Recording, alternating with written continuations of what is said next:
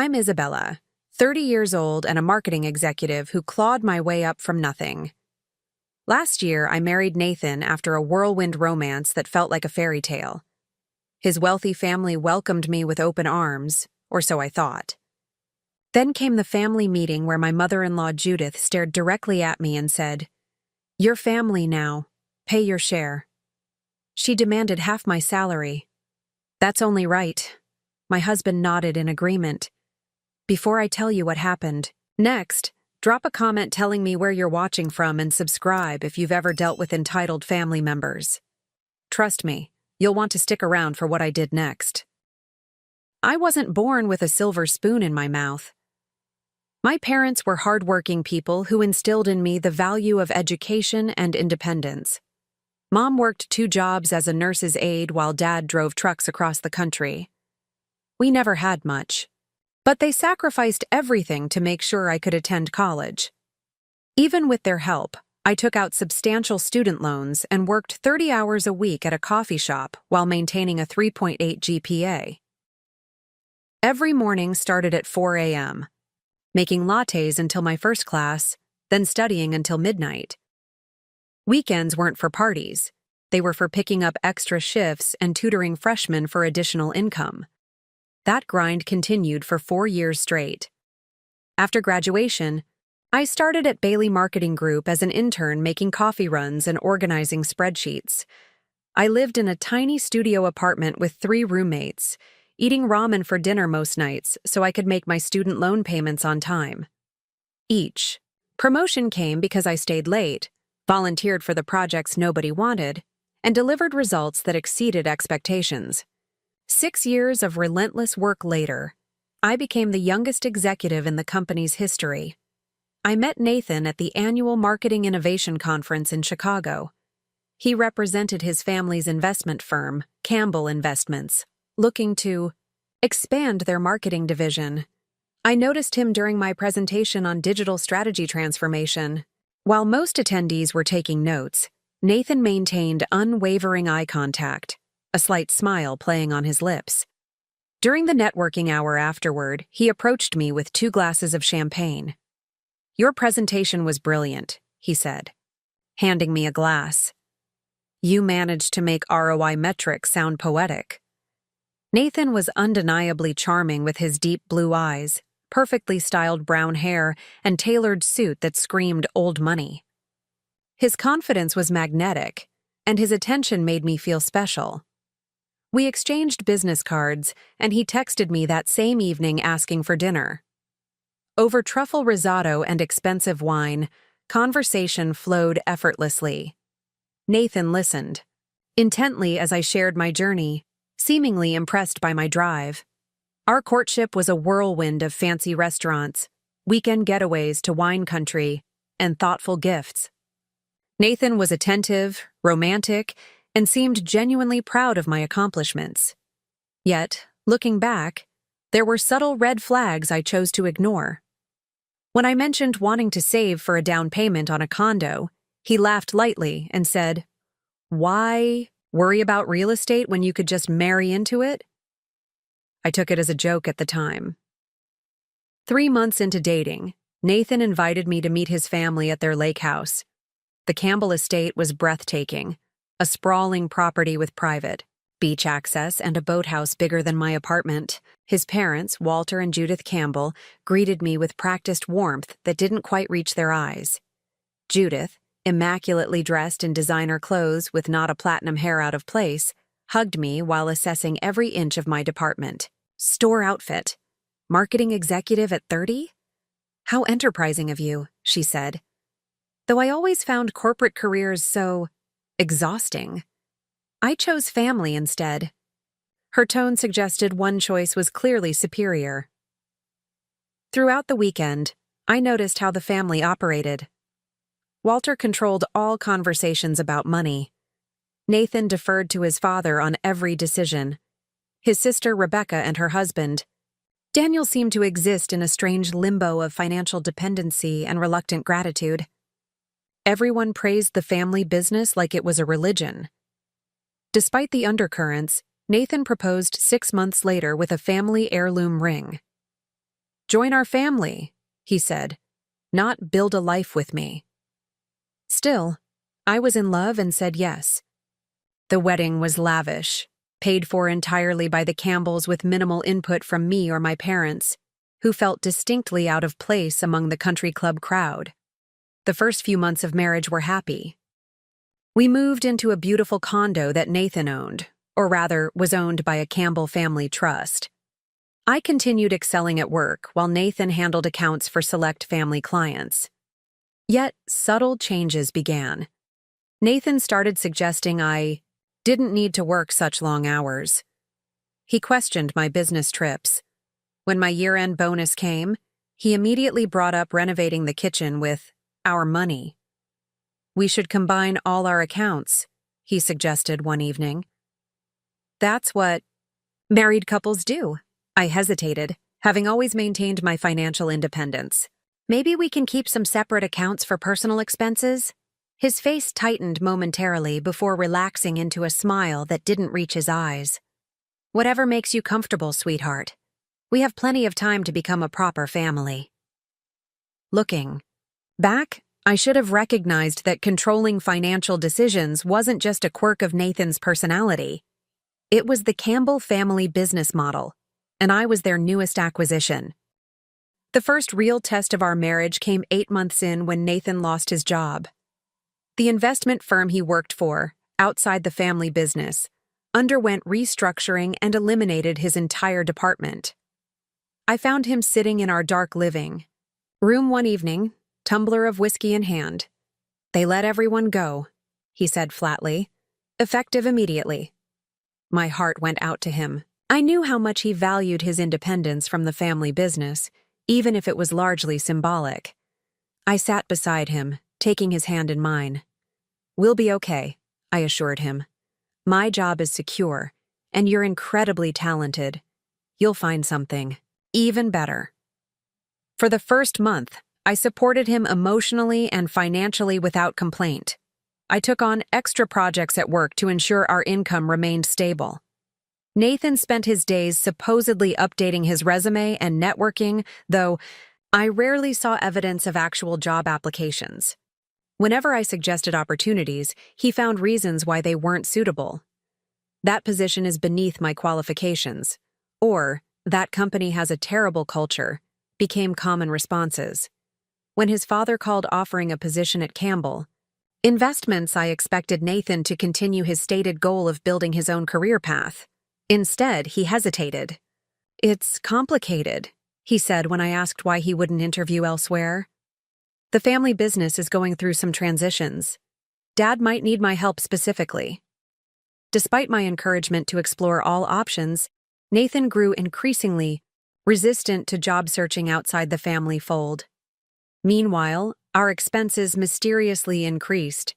Nathan insisted on maintaining our lifestyle, which included country club memberships, weekly dinners at expensive restaurants, and his golf outings, with important connections. When I gently suggested cutting back until he found employment, he looked genuinely confused. "Why would we decrease our standard of living? Your salary covers the basics." I was stunned. My executive salary was indeed substantial, but it wasn't designed to support 2 people living luxuriously while also saving for our future and paying my student loans. Still, I didn't push the issue, not wanting to hurt his pride during a vulnerable time. Then came the in-laws' increasing presence in our financial discussions. Judith began dropping by unannounced, often when Nathan was home alone. After these visits, he would approach me with new financial considerations. "Mom thinks we should contribute to their anniversary party. Everyone in the family is pitching in $5,000. Dad mentioned their investment group has an opportunity, but we'd need to put in at least $10,000 to participate." Each time I would ask questions about the details, return on investment, or why his unemployed status didn't exempt us from these family obligations. Nathan would become defensive. This is how families support each other. The Campbells take care of their own.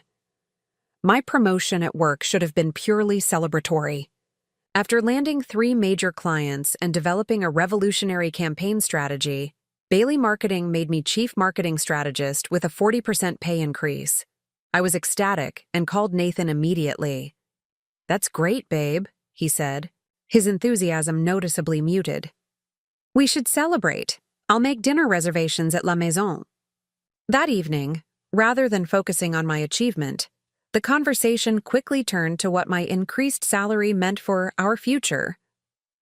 Nathan had apparently already discussed my promotion with his parents. "Mom and Dad are so impressed," he said, swirling expensive red wine in his glass. "Dad said this is perfect timing since the annual family investment pool is coming up. With your raise, we can finally contribute our fair share." I nearly choked on my wine. "Annual family investment pool? You've never mentioned this before," Nathan waved dismissively. "It's just something we've always done. Everyone contributes based on their capacity, and the family financial advisor invests it collectively. The returns have been excellent." "And how much would our fair share be?" I asked cautiously. "Just 30% of your annual income," he replied as if requesting spare change. Everyone does it. The pressure intensified when Judith called to personally congratulate me on my promotion. After brief pleasantries, she segued smoothly into financial expectations. "Nathan tells me you're hesitant about the family investment strategy," she said, voice dripping with disappointment. "Rebecca and Daniel contribute 40% of their income, despite having children to support. Family commitments should always come first, Isabella." I felt increasingly uneasy, but tried to maintain boundaries without creating conflict. "I'm still adjusting to our new financial situation with Nathan between jobs. Once things stabilize, we can discuss long-term investment strategies." Judith's tone chilled.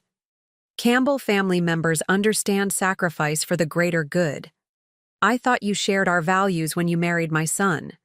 After ending the call, I immediately phoned my college friend Emily, the only person in my life completely removed from the Campbell sphere of influence. Over video chat, I explained the mounting financial pressures. "This sounds extremely controlling," Emily said, forehead creased with concern. "Why are his parents dictating how you spend your money? And why is Nathan okay with this?" "They frame everything as family tradition or Campbell values," I explained. "Questioning it makes me the outsider who doesn't understand family loyalty." Emily's expression hardened. "Isabella, this isn't normal. Married couples make financial decisions together, not with an entire extended family committee." Her words resonated, but the situation escalated before I could fully process them. Nathan announced that his parents had scheduled the annual Campbell financial planning session for the following weekend. All family members were required to attend. "It's just a formal dinner where Dad reviews the family financial goals," Nathan explained, avoiding eye contact. "Nothing to worry about." But as the date approached, Nathan grew increasingly anxious, checking my work schedule multiple times to ensure I couldn't claim a conflict. He even laid out my outfit the night before, a conservative blue dress that Judith had once complimented. His behavior triggered a growing sense of dread that kept me awake that night, staring at the ceiling and wondering what exactly awaited me at this casual dinner. The Campbell estate looked particularly imposing that evening as Nathan and I drove through the wrought iron gates. Several luxury cars already lined the circular driveway, indicating the entire extended family had arrived before us. I thought, "This was just your immediate family," I said, noting at least 8 vehicles. Nathan shifted uncomfortably in the driver's seat. "Dad sometimes includes Uncle Robert and Aunt Kathleen for financial discussions, and Cousin William works in accounting, so he provides valuable input." The knot in my stomach tightened. This wasn't sounding like any family dinner I'd ever attended. Judith greeted us at the door in a formal black dress, pearls gleaming at her throat. "You're the last to arrive," she said, checking her diamond-encrusted watch. Walter was about to begin. Begin what? I wondered as she ushered us through the marble foyer into the formal dining room. The scene that awaited wasn't a casual family meal, but what looked like a corporate board meeting. The long mahogany table was set with leather portfolios at each place, rather than dinner plates. Walter stood at the head, remote control in hand, a projection screen lowered behind him displaying a PowerPoint titled Campbell Family Financial Overview 2023. Rebecca and Daniel sat stiffly on one side, alongside elderly Uncle Robert and Aunt Kathleen. Cousin William had a calculator and laptop open. Two people I'd never met occupied the far end with notepads ready. Everyone looked up as we entered, their expressions a mixture of impatience and something that felt uncomfortably like anticipation. "Ah, Nathan and Isabella have arrived," Walter announced. "We can begin properly now." Nathan guided me to the two remaining seats near Walter. As we sat, I noticed my name printed on the leather portfolio. Opening it revealed meticulously prepared spreadsheets detailing my company, position, salary, projected career trajectory, and recent promotion details. My private financial information was displayed for everyone to see. "How did you get this information?" I whispered to Nathan, shock and anger rising. He squeezed my hand in warning. "Not now," he muttered. "Just listen." Walter began his presentation, with charts showing the Campbell family enterprise structure, a complex web of businesses, investments, and property holdings. He spoke at length about legacy planning and collective family advancement, phrases that seemed to carry weighted meaning for everyone but me. "Now let's review individual contributions," Walter continued, clicking to a new slide. "Rebecca and Daniel have maintained their 40% contribution rate despite daycare costs increasing for the children. Their dedication to family advancement is commendable." Rebecca smiled tightly while Daniel stared at his hands. Walter clicked again, revealing a slide with Nathan's name and a conspicuously empty contribution column. "Nathan's employment transition has temporarily affected his contribution capacity," Walter stated, voice neutral, but eyes sharp. "However, the Campbell family always adapts to support its members through challenging times." The next slide featured my name, complete with salary details and a projection of my future earning potential. A large red circle highlighted my recent promotion and raise. "This brings us to our newest family member, Isabella," Walter continued, nodding in my direction. "Your professional success presents an opportunity to meaningfully participate in family financial advancement for the first time." The room's attention shifted to me, the weight of their collective gaze suffocating. Judith leaned forward, perfectly manicured nails tapping against the table. "Your family now, Isabella," she declared. "Pay your share. The Campbell family pool requires 50% of your income." The silence that followed felt eternal. I looked at Nathan, expecting him to defend me or express shock at this outrageous demand. Instead, he nodded in agreement. "That's only right," he said, avoiding my eyes. "We all contribute what we can." Blood rushed to my ears as betrayal washed over me. 50% of my income. Half of everything I'd worked for, demanded by people who'd contributed nothing to my success. My hand trembled slightly as I closed the portfolio containing my financial information, obtained without my knowledge or consent. "This is quite unexpected," I managed to say, fighting to keep my voice steady. "I'll need time to consider such a significant financial commitment." Judith's smile tightened. "There's nothing to consider. Campbell family members pool resources. It's how we've built our legacy." Uncle Robert nodded sagely. "When I married Kathleen, my first bonus went entirely to the family fund. Didn't question it for a moment." "And look at Rebecca and Daniel," Judith continued. "They contribute faithfully despite having 2 children in private school." Rebecca's smile didn't reach her eyes.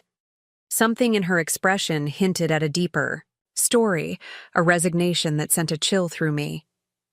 Walter clicked to another slide showing a family tree with financial figures beside each name. "Every Campbell contributes according to their ability. With your recent promotion, your ability has significantly increased."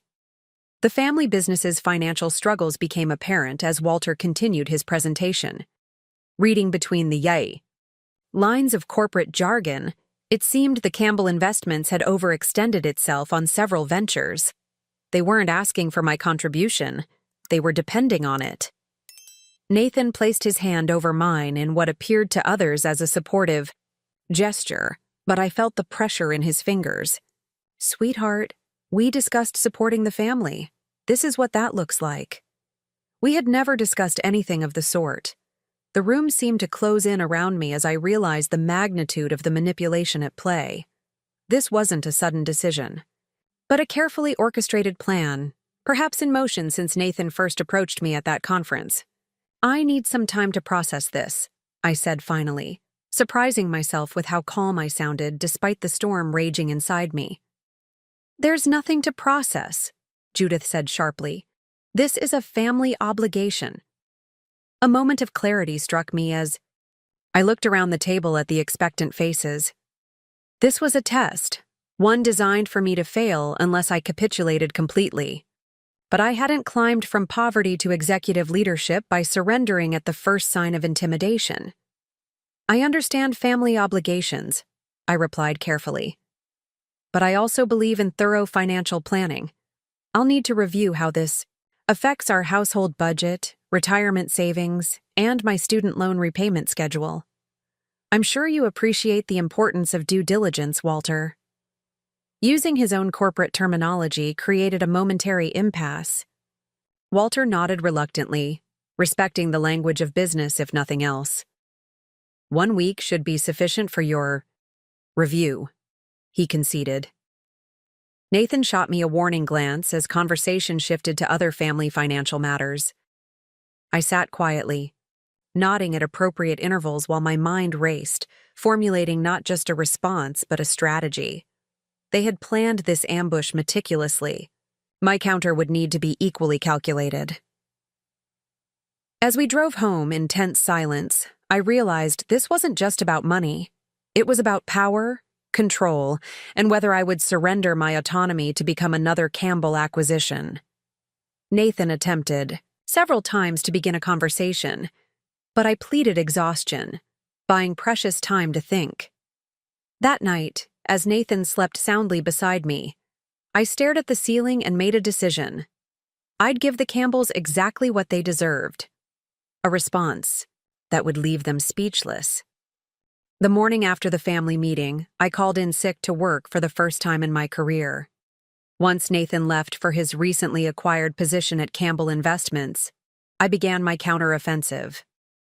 My first call was to Charlotte Reynolds, a financial advisor I'd met through a women's business leadership conference.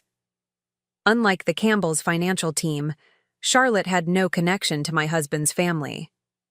50% of your income without prior discussion or agreement? Charlotte's professional demeanor cracked slightly. "Isabella, that's not just financially unsound, it may constitute financial abuse." Those words hit me hard. Abuse. I'd always associated that term with physical violence or emotional cruelty, not spreadsheets and family investment pools. "What are my options legally?" I asked. "First, we need to understand exactly what's happening with your finances. Bring me everything. Bank statements, tax returns, investment accounts, property documents, everything." I spent the day gathering financial records and realized how little I actually knew about our complete financial picture. Nathan handled bill payments from our joint account, which I contributed to regularly. But beyond that, I had limited visibility into where our money actually went.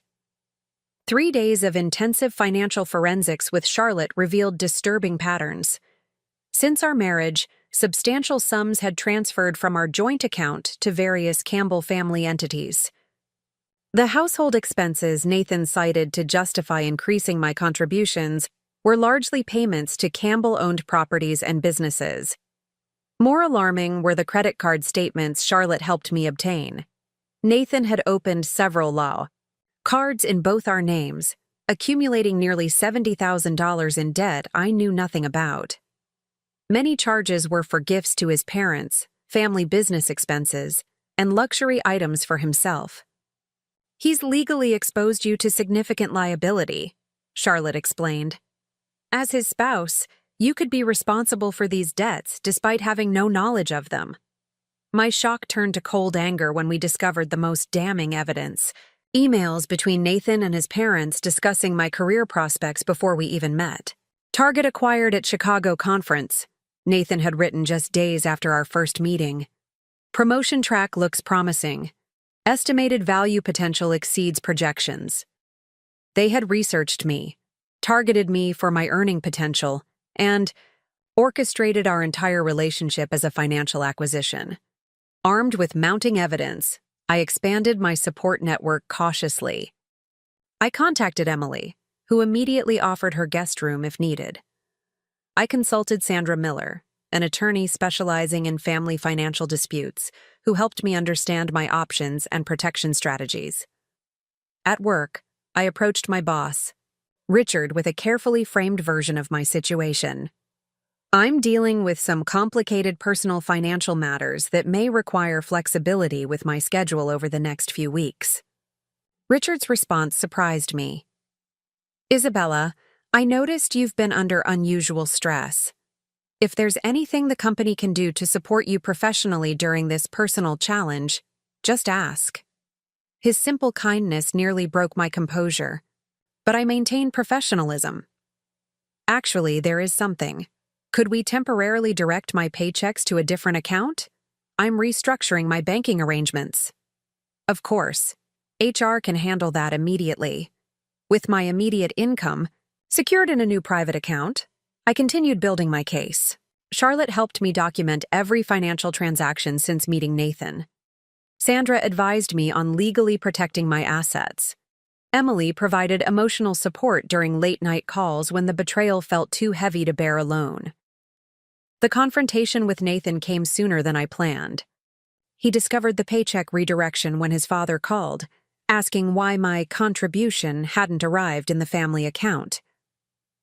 "What the hell is this about?" Nathan demanded, waving his phone showing a text from Walter. I maintained calm, having anticipated this moment.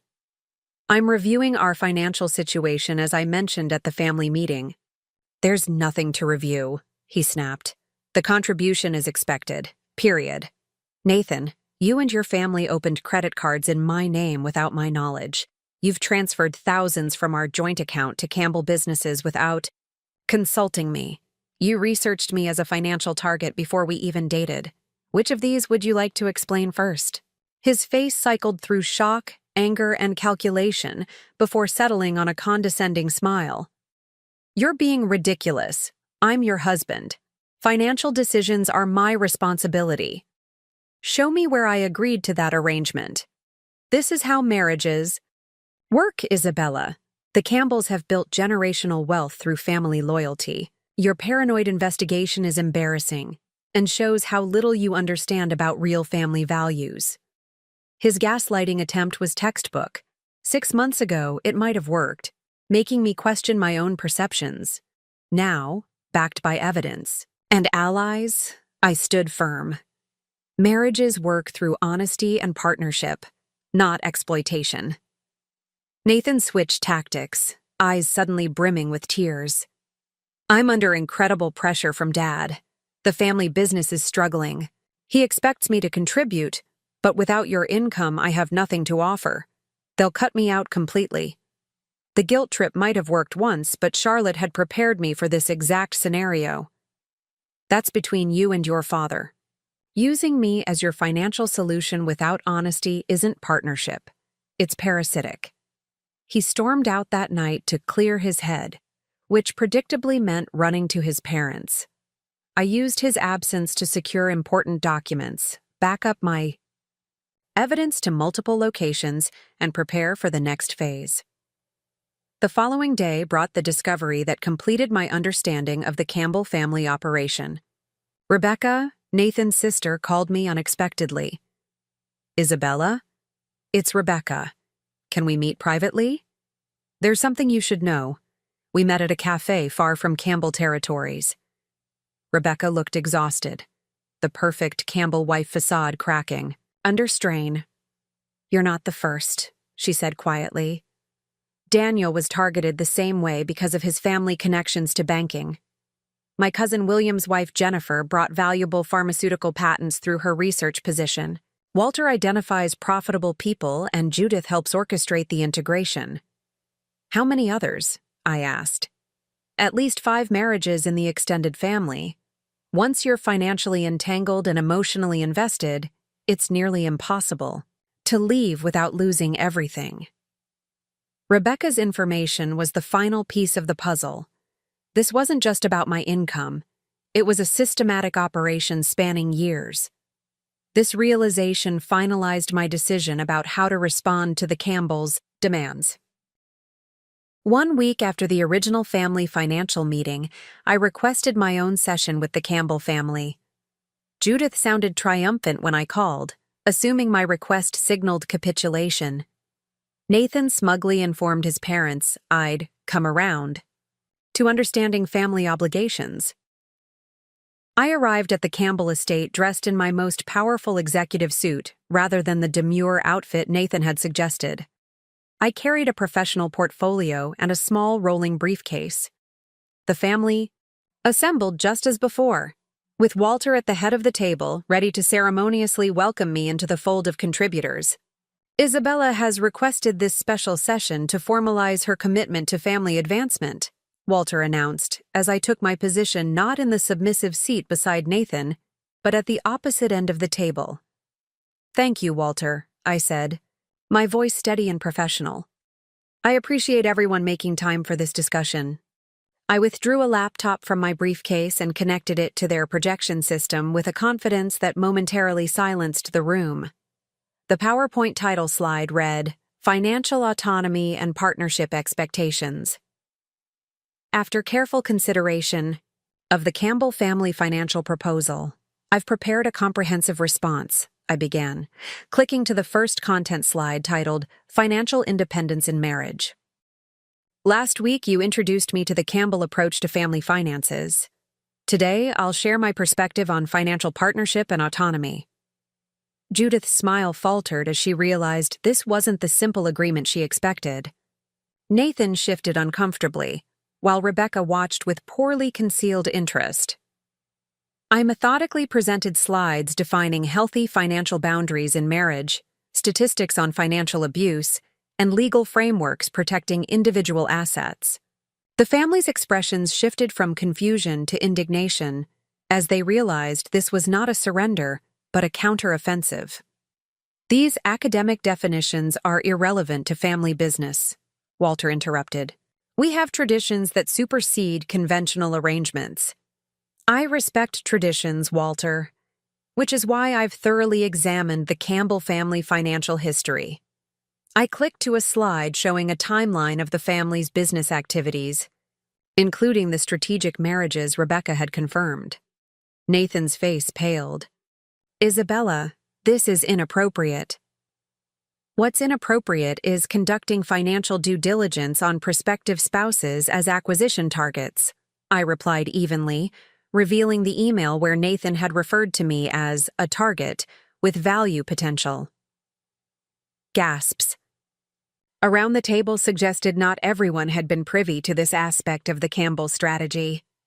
Aunt Kathleen looked particularly disturbed, glancing accusingly at Uncle Robert. Judith attempted to regain control. "You're misinterpreting perfectly normal family communications." "Am I?"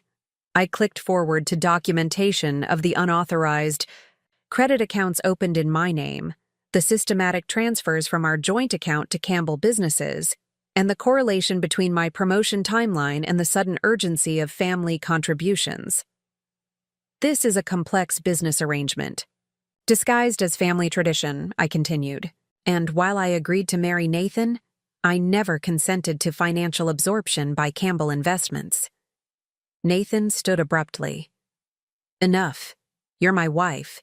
Your financial decisions should align with mine." "That's exactly what we need to discuss." I turned to face him directly. "I see 2 options forward: marriage counseling with financial transparency and revised boundaries, or divorce with full financial separation." The ultimatum landed like a bomb in the meticulously controlled Campbell environment. Judith's perfectly composed facade cracked as she slammed her hand on the table. "This is absurd. Nathan, control your wife." "He can't control what he doesn't own," I replied calmly. "And that includes my income, career, and financial decisions." Walter had remained surprisingly quiet, studying my presentation with the calculation of a businessman recognizing a formidable opponent. "You've clearly put considerable thought into this analysis," he said finally. "What exactly are you proposing?" His question created an opening precisely where I'd hoped. Even in their manipulation, the Campbells respected thoroughness and strategy, values I'd weaponized against them. "I'm proposing boundaries and transparency. I make my own financial decisions. Any contribution to family investments will be my choice, not an obligation, and contingent on full disclosure of investment strategies, expected returns, and risk assessments." Rebecca unexpectedly spoke up. "She's right. Daniel and I have contributed hundreds of thousands without receiving proper documentation or returns reporting." Judith turned on her daughter. "Rebecca, this is family loyalty." "Is it loyalty or exploitation?" Rebecca countered, years of resentment finally surfacing. "Our children's college funds are depleted while William gets a new boat from the family pool." The unified Campbell front began crumbling as long-suppressed questions emerged. Cousin William defensively cited business expenses. Uncle Robert questioned investment allocations. The controlled narrative Walter and Judith had maintained for years started unraveling thread by thread. In the growing chaos, Walter attempted to regain control. "Enough. This meeting was scheduled for Isabella's contribution commitment, not a comprehensive business review." "Actually," I interjected, "any financial commitment from me requires that comprehensive review. That's non-negotiable. For the first time." I caught a glimpse of something resembling respect in Walter's expression, not affection or familial warmth, but the reluctant acknowledgement one strategic opponent gives another. The room had descended into multiple heated conversations when I tapped my pen against my water glass, creating a clear ringing that gradually silenced the family disputes. "I'd like to present my proposal," I announced with calm authority. "I've prepared copies for everyone."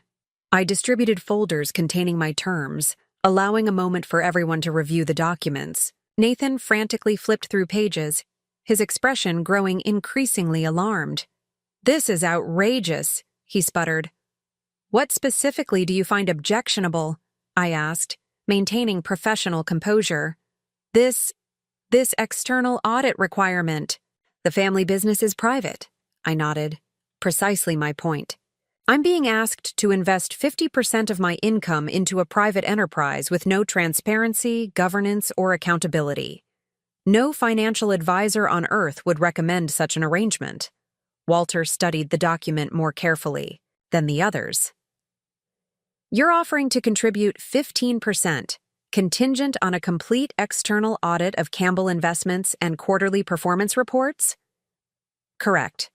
Standard requirements for any investment of this magnitude." Judith nearly vibrated with rage.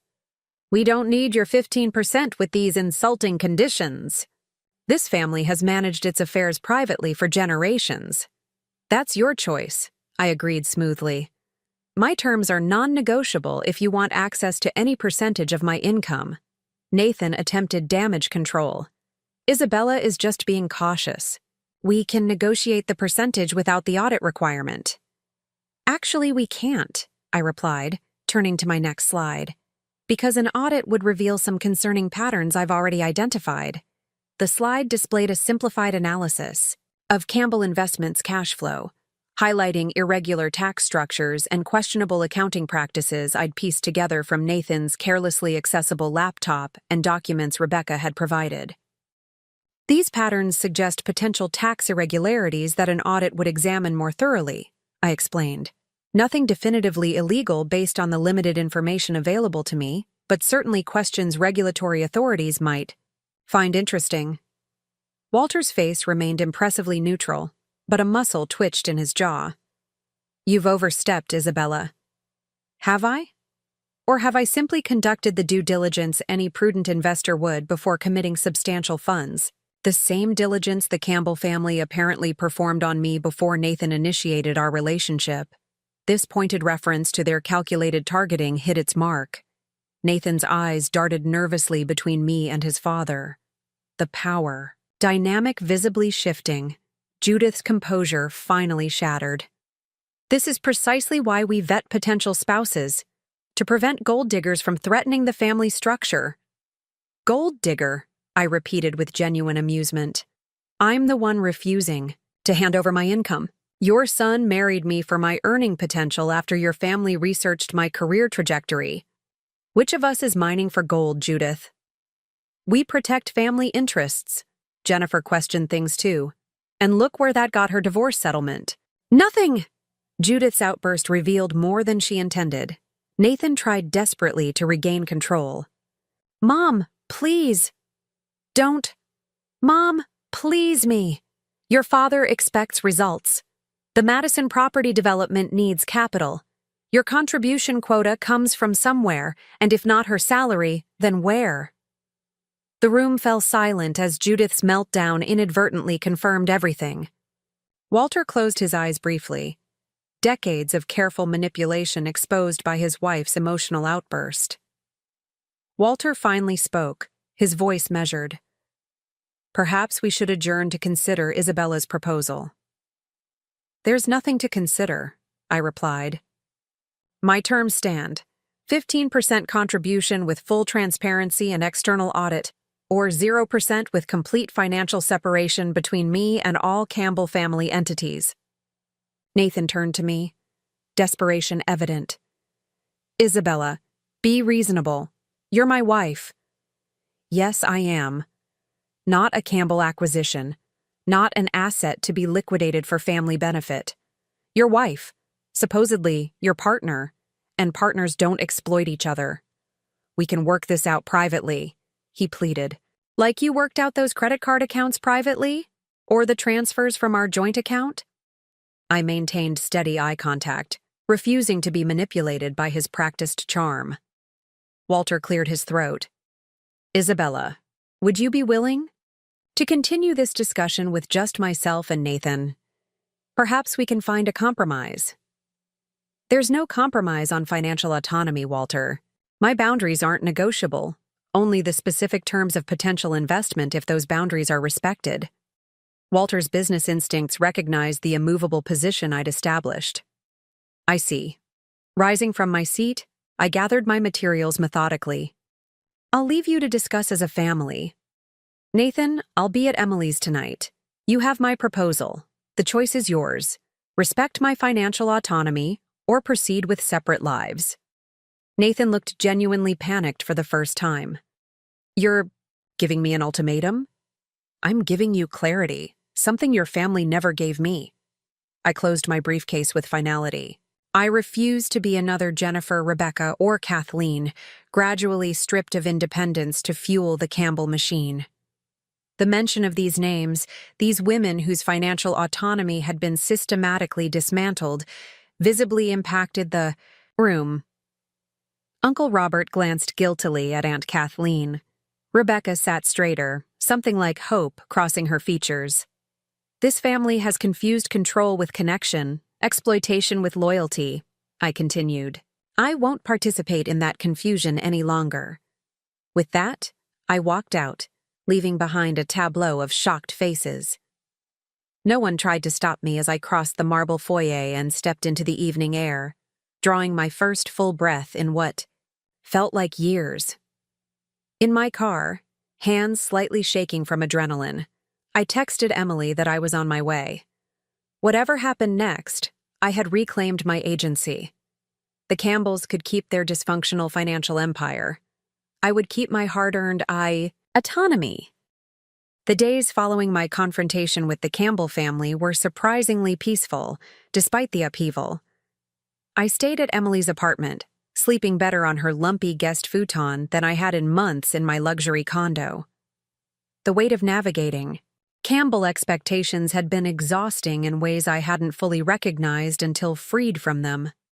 Nathan called repeatedly, texts cycling through anger, guilt-tripping, and eventually negotiation. Walter sent a formal email proposing modified terms that still preserved Campbell control while creating an illusion of transparency. Judith remained silent, her weaponized charm rendered ineffective against someone who had seen behind the curtain. The most unexpected communication came from Rebecca, a simple text reading, "Thank you for saying what some of us couldn't." Week after my ultimatum, Nathan requested to meet at a neutral location, a coffee shop downtown. He arrived looking uncharacteristically disheveled, the Campbell polish tarnished by stress. "I've been thinking about everything you said," he began, after awkward greetings. "You're right that there's been deception, but I truly do love you, Isabella. That wasn't fabricated." "Love without respect isn't love," I replied simply. "Did you respect me when researching my income potential before approaching me? When opening credit cards in my name? When agreeing to surrender half my salary without consultation?" Nathan flinched. "My relationship with my parents is complicated. The pressure to contribute, to maintain status within the family?" "I understand family. Pressure. What I don't understand is making me an unwitting resource rather than a partner." Our conversation lasted hours, moving through painful honesty to tentative possibility. Nathan revealed his own struggles with Campbell expectations, the constant measurements against shifting standards, the conditional love tied to financial performance. "It's all I've ever known," he admitted. "Financial worth equaling personal worth." His vulnerability seemed genuine, but experience had taught me to verify, not trust blindly.